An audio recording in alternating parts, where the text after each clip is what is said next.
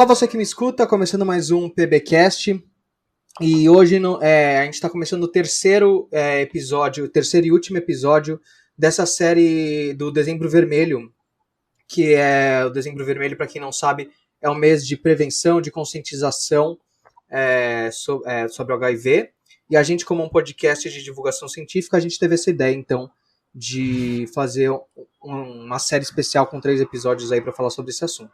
Então, já convido você para depois desse episódio, inclusive, se você quiser ouvir os 2 primeiros episódios, tem 2 conversas bem legais com o Felipe Moraes, ele é um influenciador, a gente conversou um pouco sobre a experiência dele como soro positivo, e o segundo episódio foi com a Isabel Guedes, uma virologista do Instituto Butantan, e ela falou um pouco mais sobre o vírus do HIV, umas coisas bem interessantes. E no episódio de hoje a gente vai falar sobre prevenção, sobre quais são os desafios de fazer essas informações chegarem nas pessoas.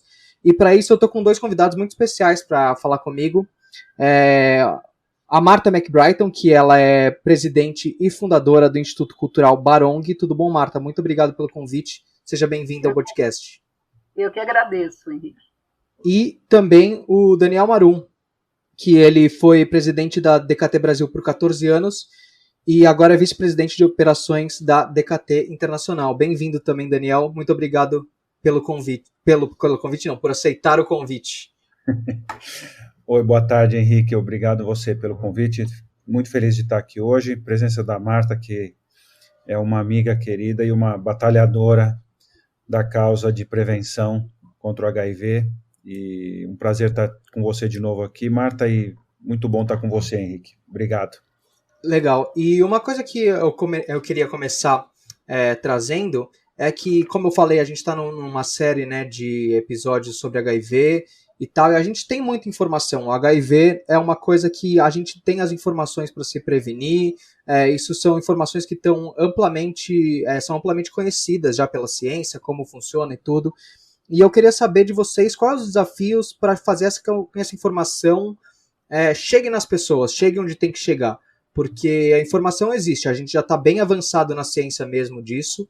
Então eu acho que o desafio é fazer essa ponte mesmo, fazer chegar no ouvido de quem tem que ouvir mesmo. Então, na ciência sim. Mas eu que viajo o Brasil todo, né? O Barong é uma das primeiras ONGs, ou a primeira ONG a fazer um trabalho extramuros, que é sair, né? Que eu sempre brinquei, que é sair das 4 paredes para falar sobre o que as pessoas fazem entre 4 paredes. A gente não tem essa tranquilidade de dizer, todo mundo está informado, todo mundo sabe a diferença do que é HIV, do que é AIDS, etc. Penso que quando a gente fala assim, a gente acaba reduzindo o Brasil muito ao eixo Rio-São Paulo. Se você sai desse universo de Rio-São Paulo e vai para o Brasil de verdade, né? Não é isso que você vê, Henrique, infelizmente. E eu acredito que isso piorou, e piorou muito, não só em função desse modelo conservador, né, que tomou um grande vulto nesses 2 últimos anos, mas também em função da pandemia da Covid, né, porque tirou a discussão do HIV, a gente não teve, as ONGs, as pessoas não estão mais nas escolas, né, falando sobre saúde sexual e reprodutiva, né, e você tem toda uma geração de pessoas, e aí sim eu acho que é o nosso desafio enquanto ONG, que são as pessoas que saíram das escolas, né, a evasão escolar. Essa pessoa não volta. Meninos e meninas que abandonaram a escola com 15, 16 anos não vão voltar. Porque não existe um projeto para isso. Não existe um projeto do Ministério da Educação, não existe um projeto... A gente sabe que não, né? Então, essas pessoas elas vão estar apartadas de muita informação. E são essas meninas que vão casar cedo, né? Que é uma tendência, né, de voltar, né, nas questões de gênero, a gente está voltando 20 anos ou mais. Essas meninas vão casar cedo, né, e sem informação, né, ou começar a vida sexual cedo e sem informação, e esses meninos vão ser jogados no universo lá das masculinidades também, sem ter discutido, sem ter sofisticado o tema. É isso que eu vejo quando eu viajo.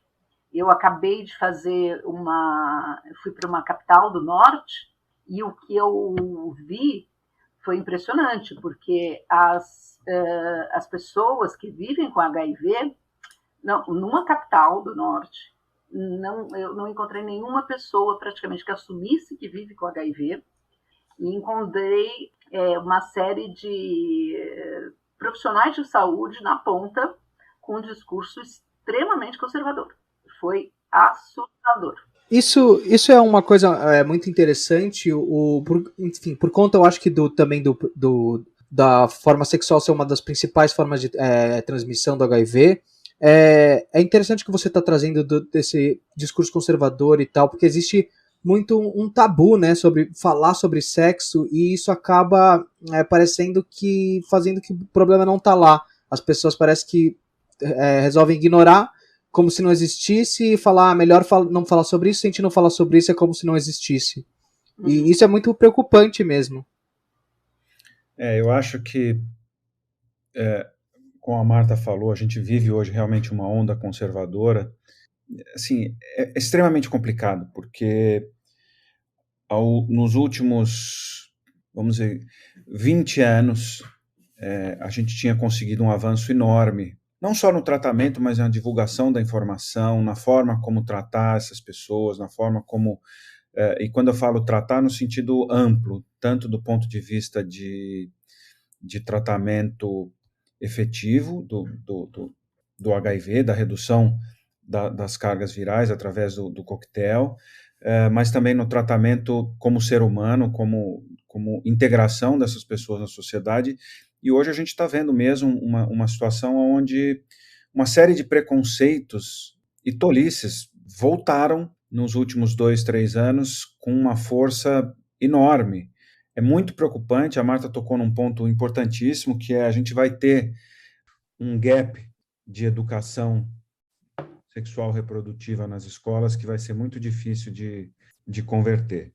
Ainda que a gente possa dizer, e Marta, se eu estiver falando uma grande bobagem, você por favor me corrija, a gente tem algumas prefeituras, alguns estados, iniciativas muito bacanas ainda, a despeito... sem dúvida, sem dúvida.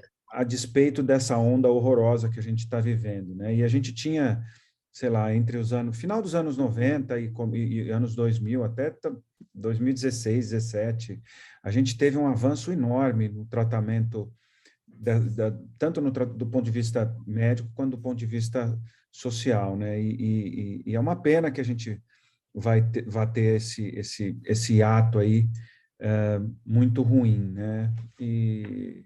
assim, a Marta com as iniciativas do Barong, a DKT com o que a gente tem feito, especialmente com os jovens, a gente tenta, de alguma forma, suprir essa necessidade, né, Marta? Porque a pior, quer dizer, nem sei se é a pior hoje em dia, mas, assim, a pior coisa que a gente pode, para diminuir o preconceito, para tudo, educação, ciência, né? E infelizmente, a gente está vivendo um momento muito complicado. É um momento de trevas, né, gente? E aí você tem que ser resistente e criar alternativas. Aí é o momento de realmente você buscar outra forma de chegar nas pessoas.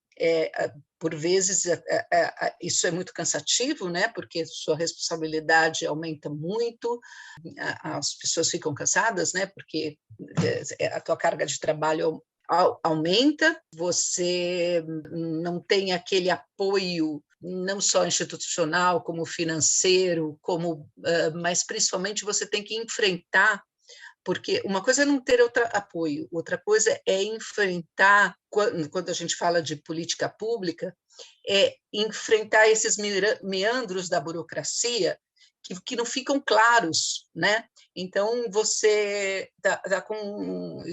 isso acontece muito com o Barong, você está com um projeto pronto, vai começar naquela cidade, e já está com a sua agenda marcada, etc., etc., e, de repente, do nada, você percebe que começa a haver um certo esvaziamento, um medo mesmo das pessoas que te promoveram aquele evento ou aquele programa, e começam, e tudo isso é muito sutil, sabe, Henrique? Porque começa com aquele professor que chega para você assim, antes de você começar a falar, e fala, mas você não vai falar sobre determinado assunto.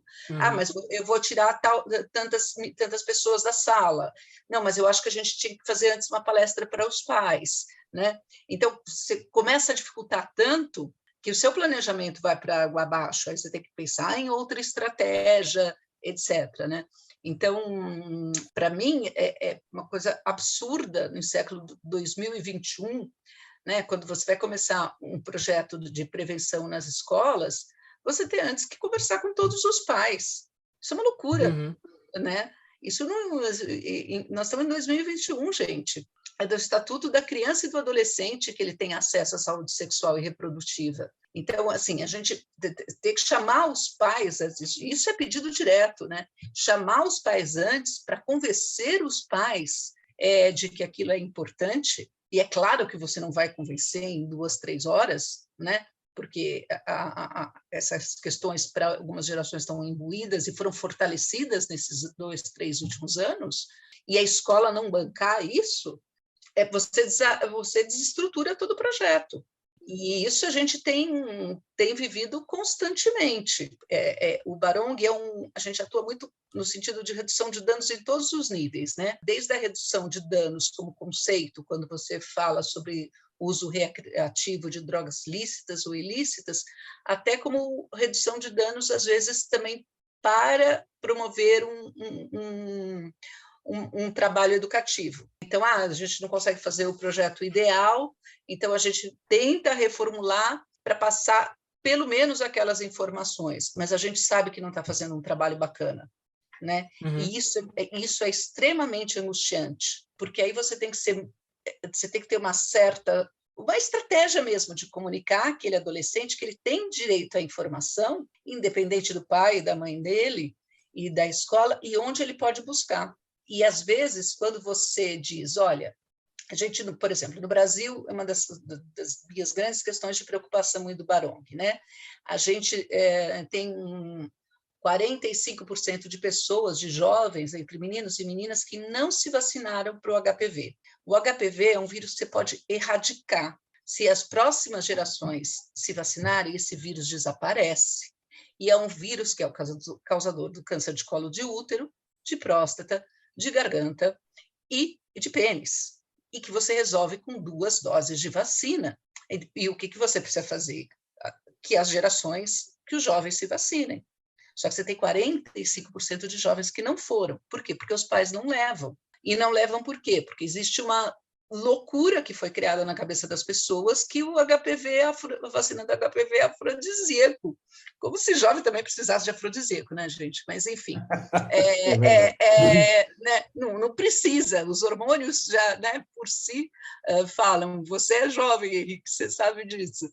Né? Mas, então, você tem que realmente comunicar aquele jovem, olha, você tem direito, sim, a tomar vacina de HPV, e não fala para o seu pai, vai lá e toma. Então, cada vez mais a gente tem que estar nas ruas e encontrando uma oportunidade para falar com esses jovens sem a tutela de alguém vigiando aquilo que a gente vai discutir com ele, né? Mas, para isso, você precisa,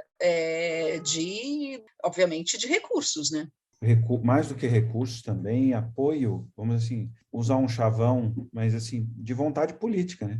De você realmente levar isso para essas crianças, para esses jovens, né? E você falou um ponto da questão da vacina do HPV ser afrodisíaco, né? É muito parecido com aquela história de você levar o preservativo para as escolas e dizer, vocês estão incentivando o sexo. Sim. Que é uma bobagem monstruosa, né? E, infelizmente, esse tipo de tolice é amplamente difundido, né? É muito ruim isso. Todas essas campanhas, né, que voltaram com muita força do eu escolhi esperar, né, da abstinência, etc., são muito difíceis de você combater, porque, às vezes, uma adolescente de 13 anos que tem uma excelente relação com o pai e a mãe dela, ela acredita nisso, que ela vai casar virgem, que vai aparecer o grande homem, etc., né? E você desconstruir isso, tirar esse romance de vida margarina, né, é bastante difícil, porque você está falando de afetos aí. Você está dizendo para essa menina e para esse menino que eles têm direito a pensar sobre a vida sexual deles, independente dos pais, e aí você põe à prova uma autoridade afetiva. Então, é trabalho delicado, porque também a gente não pode jogar na fogueira esse pai e essa mãe, porque por algum motivo também acreditam nisso. Porque tudo isso passa justamente por um país que só tem 10% de pessoas que fizeram o superior, né? Então, esse pai e essa mãe, ou essa mãe solo, etc., que acredita nisso, talvez ela não tenha os instrumentos para refletir sobre a questão. Então, sim, quando eu tenho, claro que eu vou trabalhar cada vez mais, mas eu estou muito triste com o Brasil. Eu nunca imaginei ver o país desta maneira. Eu estou triste e assustada. E pelo que, enfim, vocês dois estão falando, né, eu estou pensando aqui na minha cabeça, vocês me corrijam se eu estiver errado, mas o que se cria é um ciclo vicioso, né? Porque a pessoa ela acaba crescendo sem uma educação sobre isso. Então, quando ela chega, às vezes ela está com a vida sexual ativa já, ela não tem informação sobre isso. Então, além de um ciclo vicioso, para mim, parece que o problema se duplica, né? Porque além de ela não ter informação, ela cria uma resistência a ter essa informação. Não é que ela nem só não tem informação, ela não está, parece que aberta a receber mesmo. Parece, vocês que trabalham diretamente podem falar melhor, mas existe isso mesmo de pessoas mais velhas que simplesmente assim, não quero saber desse... Sem dúvida, porque quando você tem uma coordenadora pedagógica na escola que não deixa, né, que não permite, que não coloca na sua grade e acredita nisso, que não é necessário que você tenha como tema transversal saúde sexual e reprodutiva nas escolas, é bastante claro, né, que toda essa geração não irá ter informação. Vou fazer uma provocação para você, Marta. Fica à vontade para desconstruir completamente o que eu vou falar. Essa onda conservadora, assim, eu acho que ela é... E eu acho que eu já falei isso para você, quando a gente está numa das lives que a gente fez sobre a pandemia, né? Na pandemia, não sei se você lembra. Primeiro que eu acho que essa questão dessa onda conservadora, assim, tem um nível de hipocrisia, assim, elevadíssimo de muitos pais. Acho que tem muitos que acreditam, que acham tudo isso, mas tem muitos que têm um nível de hipocrisia, assim, até porque a gente sabe, enfim, eventualmente como se dão até os próprios abusos em famílias Mas o que para mim é gravíssimo nessa situação toda é que esses jovens, e muitas vezes até os mais jovens, a quantidade deles que vai respeitar essa visão conservadora, é pequena.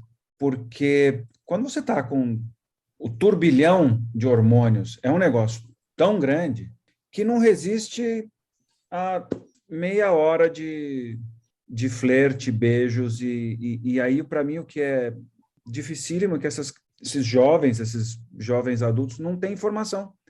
E aí, por mais que a gente precise tomar todos os cuidados com relação a isso, são jovens, dois jovens de 14, 15, 16 anos, assim, como é que funciona? Assim, os hormônios estão evoluindo. Sim, sem dúvida, eu não discordo de você. É que acontece no susto, e aí é muito ruim. Exatamente, né? exatamente. Porque, e sem informação. Porque todos os estudos apontam ao contrário, né? Assim, que quanto mais informação o adolescente tem sobre saúde sexual e reprodutiva, ou ele inicia a vida sexual um pouquinho mais tarde, e aí você tem que pensar exatamente o que quer dizer mais tarde, mas ele planeja o início da sua vida sexual, ele saca que aquilo vai acontecer, né? Mas se não vai acontecer aquela transada de repente atrás do muro, numa festa, da maneira mais inesperada possível e sem proteção. E sem proteção, sem os cuidados. E o pior com culpa, É, né? Com culpa. E se você é mulher, com mais culpa ainda, é verdade. né? Então, isso é muito triste, porque claro que vai acontecer. Claro que você vai ter uma balada, vai ter os jovens vão se encontrar, os jovens se encontram, gente. E aí é o que o Daniel falou, os hormônios estão juntos, né? E as oportunidades surgem. E aí, né, vai rolar.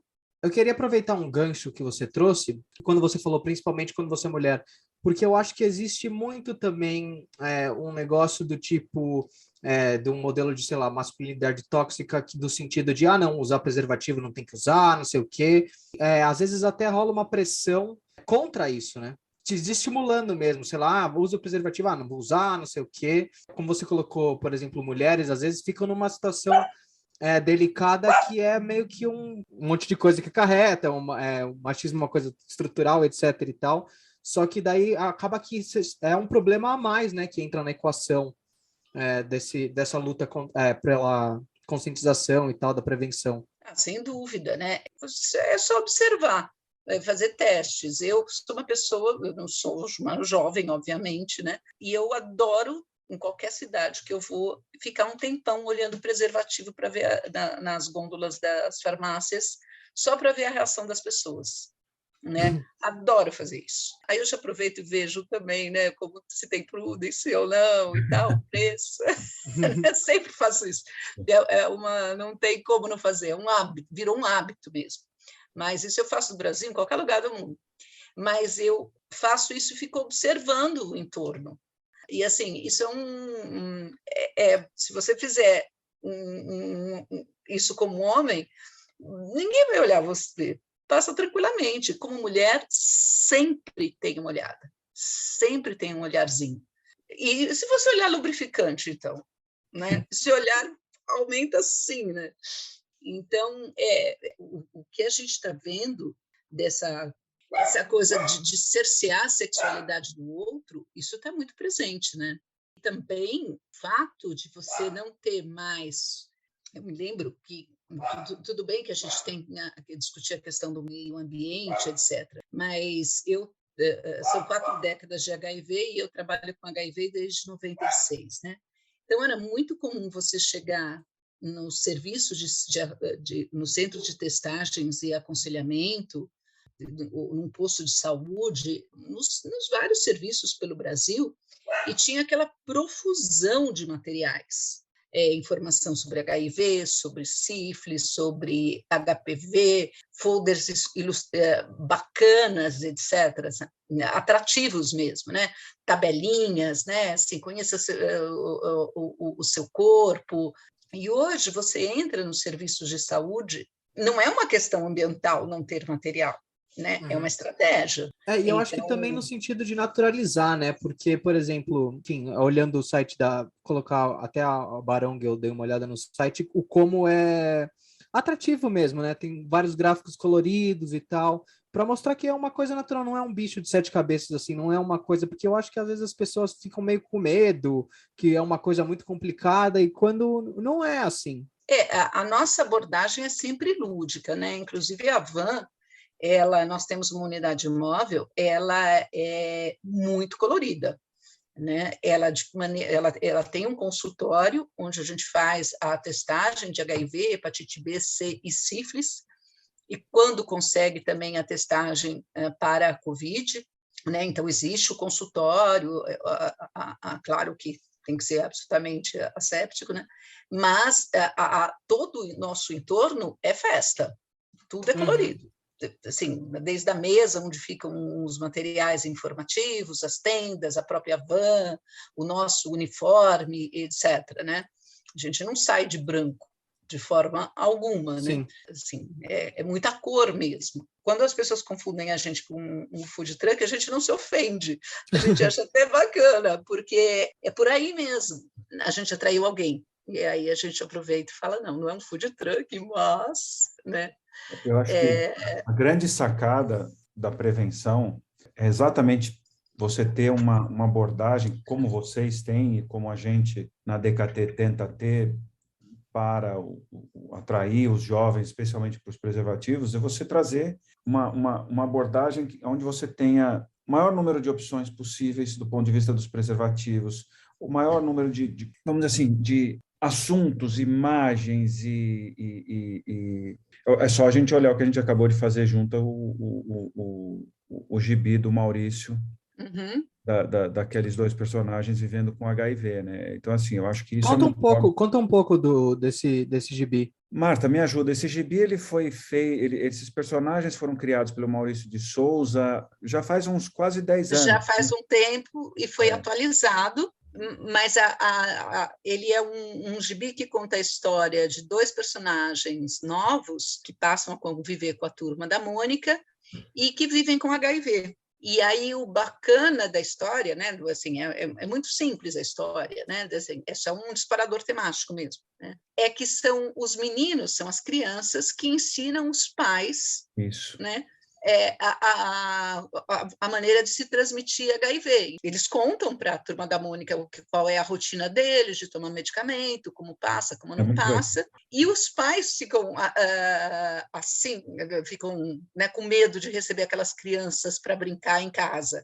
E aí a turma da Mônica explica, não, mas qual o problema? Ele pode tomar água, pode brincar, pode fazer isso, pode fazer aquilo. E, é claro, tem um finalzinho bacana, porque é criança. É para criança, é para acolher, né? Esse eu acho que era tem uma tiragem maior, porque acho que é muito legal de ser distribuído nas escolas, né?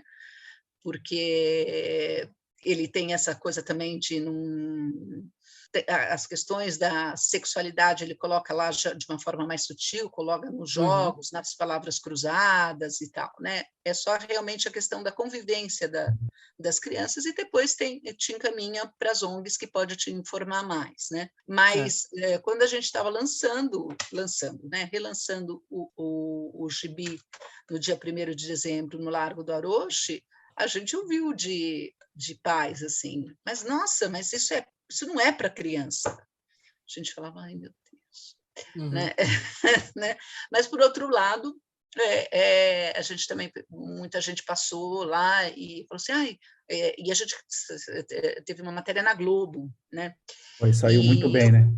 Saiu muito bem, legal na Globo. E eu tenho recebido, isso me faz feliz, e-mails de muita gente, de professores, pedindo o gibi. O Daniel falou, existem os dois movimentos, né? Você tem aquele professor, aquele educador mesmo, resistente, é assim que ele identifica alguma maneira de poder interferir, ele vai. Agora, vai daí ele conseguir recursos para imprimir é outra história, né? Porque aí você precisa de política pública. Por outro lado, a gente sabe mesmo que, né, na vida real mesmo, o preconceito ainda está muito presente.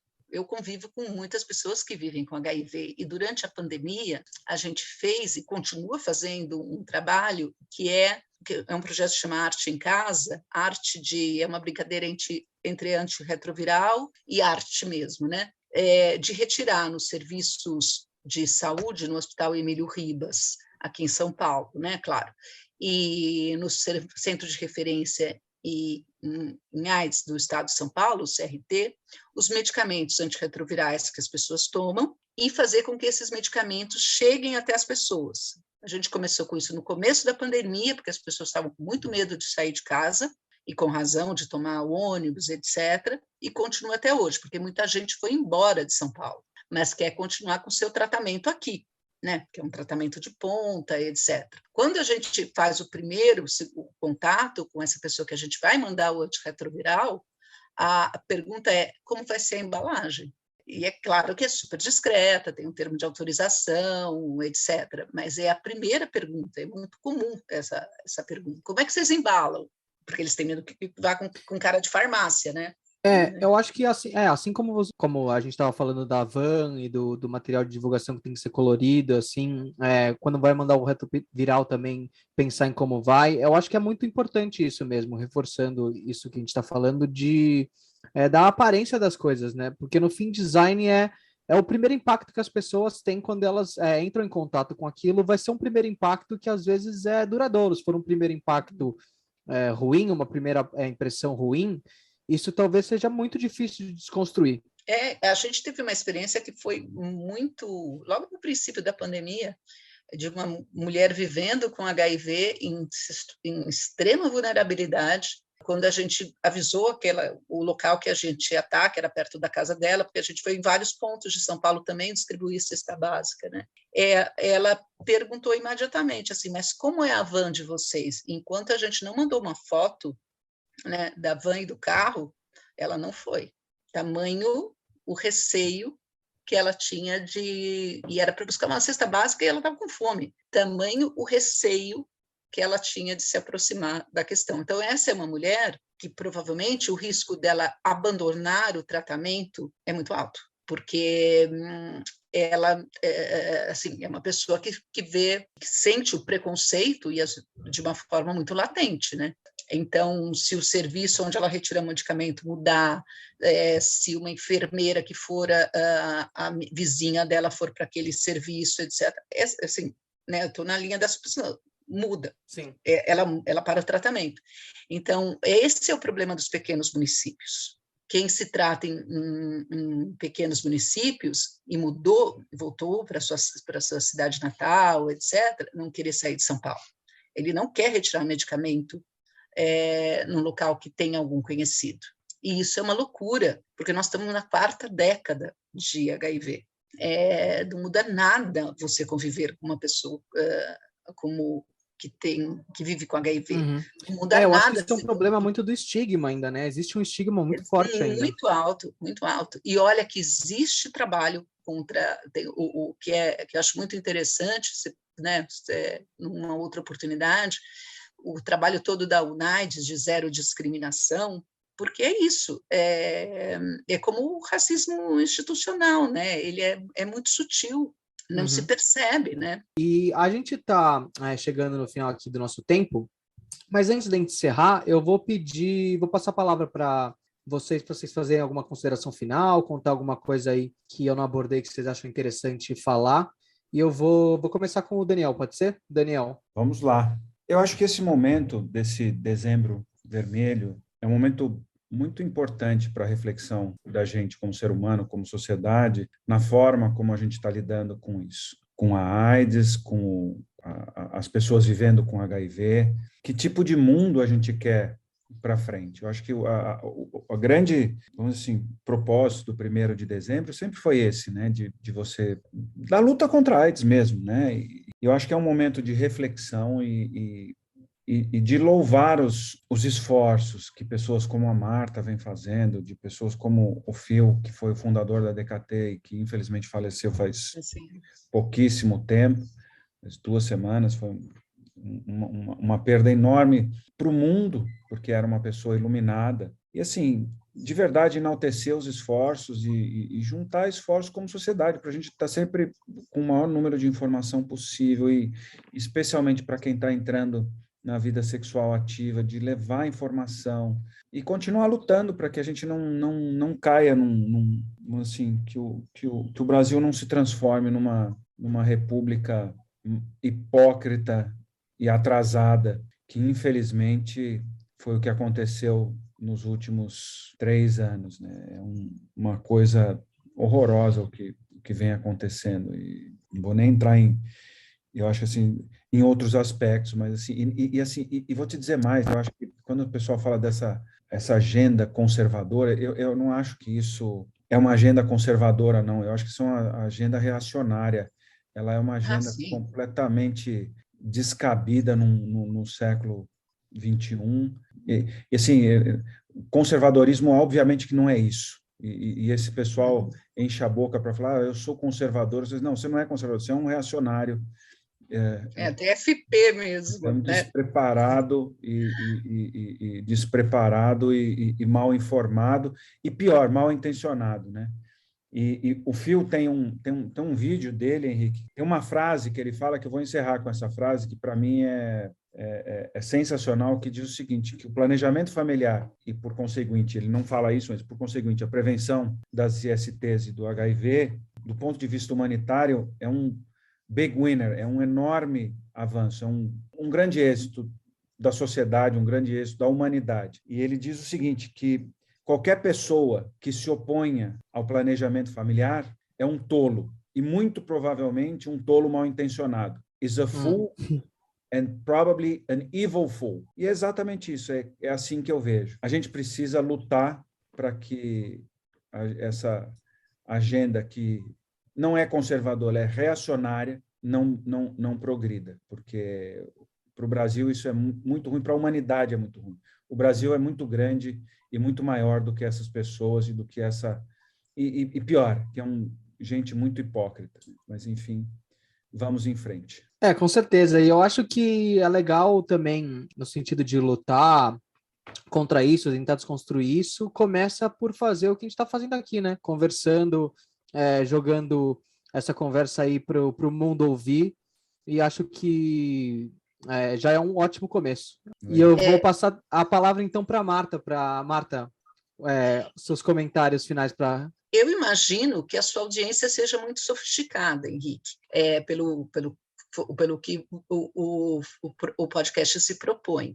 Então, essas pessoas que costumam te ouvir podem ser multiplicadores. Na verdade, você não precisa fazer parte de uma ONG de saúde sexual reprodutiva ou trabalhar com saúde necessariamente para você divulgar o Estatuto da Criança e do Adolescente. Cada um de nós tem um grande papel nessa luta contra esse momento que o Brasil está vivendo e esse momento reacionário. Vai daí desde de ficar perguntando para as pessoas se já tomaram a terceira dose da vacina, né, para a Covid, né, a conversar sobre questões ligadas à sexualidade. Então, acho que todos nós temos como colocar isso no nosso cotidiano, né? Sua audiência principalmente, né? E, assim, o Barong está sempre disposto, né, a promover conhecimento. Então, a gente tem muitos projetos e sempre estamos na rua, né? Então, quem precisar de parceria, quem quiser sofisticar né, aprofundar essa discussão, pode chamar a gente, né? E eu sou cofundadora do Barong, eu não sou a fundadora, foi um grupo de pessoas muito bacanas, algumas não estão mais aqui no planeta, estão lá fazendo companhia para o Fio, né? E está se conhecendo até, né? De repente, mas essa coisa de estar nas ruas para falar sobre sexualidade é fundamental, né? E o projeto Barong é um projeto que pode ser replicado. E a gente tem muita disponibilidade para trocar ideia com as pessoas. Eu acho que não poderia terminar de um jeito melhor assim a nossa série especial do Dezembro Vermelho do que com esse convite aí para quem está ouvindo, quem gostou da série, quem achou esse assunto interessante, quem tinha pouco conhecimento sobre isso às vezes, se engajar mesmo. Então, agradeço muito. Eu acho que foi bem legal mesmo esse convite. Acho muito importante. E agradeço também você, Marta, muito obrigado. Imagina, agradeço o Daniel pela conversa, eu acho que foi muito legal. Eu espero que vocês tenham aproveitado também, que vocês tenham gostado. Muito legal. Obrigado pelo convite mais uma vez, Henrique. Parabéns pelo programa. Estou ansioso para ouvir. Eu também. De finalizar, então, eu queria agradecer principalmente você que ouviu a gente até aqui, que ouviu, se você não ouviu, corre lá para ouvir os outros episódios. Como eu disse, esse é o terceiro, então se você perdeu o primeiro, se você perdeu o segundo da série especial, corre lá no Spotify ou na plataforma que você estiver ouvindo a gente, desce aí que eles vão estar disponíveis para vocês ouvirem. Então, muito obrigado a todo mundo e até a semana que vem com mais um episódio do PBcast.